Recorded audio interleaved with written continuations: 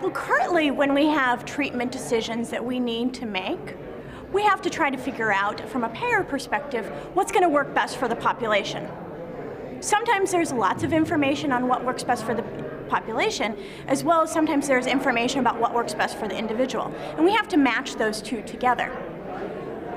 But payers often are looking for very concrete information, and sometimes it's not available, but they have to make a decision based upon the best available treatment.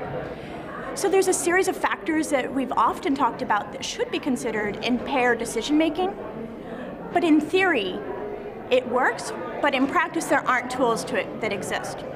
So what the National Pharmaceutical Council and Precision Health Economics did was created a tool that looks at two factors. How much is the need for flexibility? And how well does a plan accommodate what works best for the individual in addition to what works best for the population? Within the tool, there's not only the treatment diversity, what works well for one person versus what works well for another. What's really important is how important is it to me that patients respond differently? What are the consequences? And how much does it matter what I think as a patient and what I prefer? If I'm not willing to take my medication, that's really harmful, and both patients and providers need to know.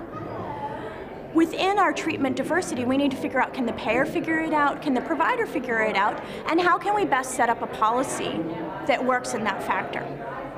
And on the need for flexibility, the second axis of the tool, there are certain things in the payers that payers can utilize. How open or closed is the formulary for that disease? How many step edits or prior authorizations do they require? How burdensome is it to that patient? So those are all the factors that we need, both the treatment diversity, how important it is, if patient preferences are important, and then on the other hand, how well does the plan accommodate it through its benefit design?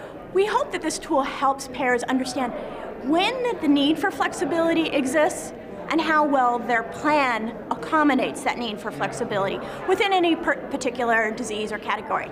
So for instance, if there's lots of heterogeneity or differences in how we respond to a treatment for depression, how well does their coverage policies enable patients with depression to get the treatment that works best for them?